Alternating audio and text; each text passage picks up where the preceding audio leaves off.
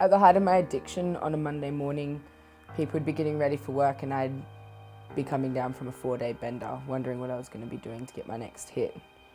A lot of people thought I had my life together, but on the inside I was just a complete mess and completely falling apart.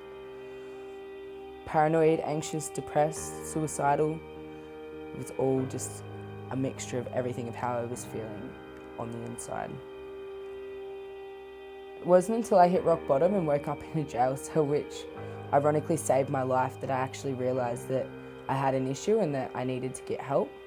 I've come a long way since that day, but I still have a long way to go. My name is Keiah, I'm 22. I was born in Byron Bay but grew up in Tweed Heads. I'm a pansexual woman. I'm a youth advocate for mental health and for LGBTIQAP+ rights. And my biggest dream is to one day open a youth service.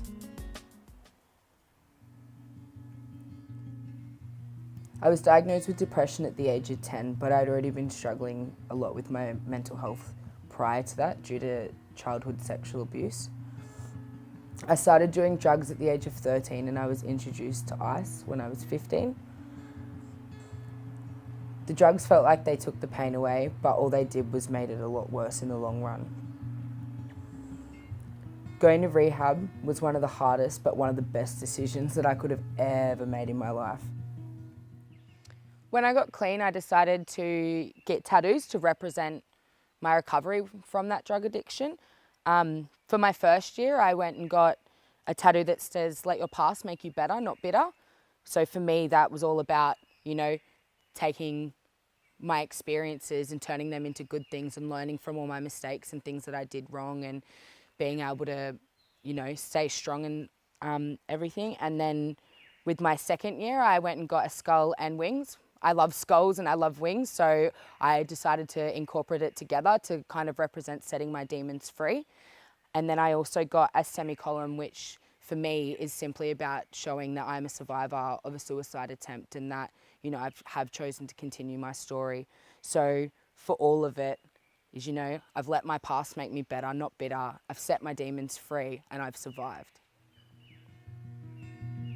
I'm 3 years into my recovery now and I'm still living with anxiety, depression and PTSD. However, the battle is not over and I'm winning one day at a time. I was about 14 when I came out to everyone about being bisexual. I was afraid to come out to my parents, so I posted a status on Facebook. My parents were only upset because they felt like I couldn't talk to them. They supported me and loved me all the same. Even though my parents were supportive, I was still being bullied more because people would call me greedy or that I couldn't make my mind up or that it was just a phase of liking girls. But for me, it was none of that.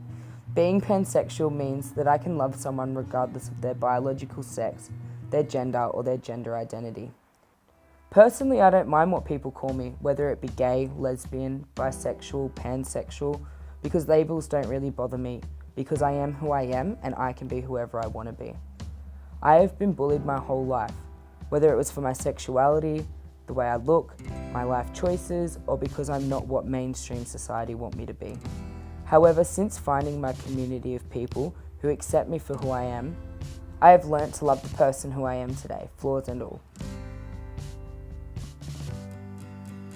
Now, 3 years since waking up in that jail cell, I'm the president of the youth advisory group at headspace Tweed Heads, a headspace youth national reference group member, and I co-facilitate and mentor a social support group for young LGBTIQAP+ people in the Tweed region.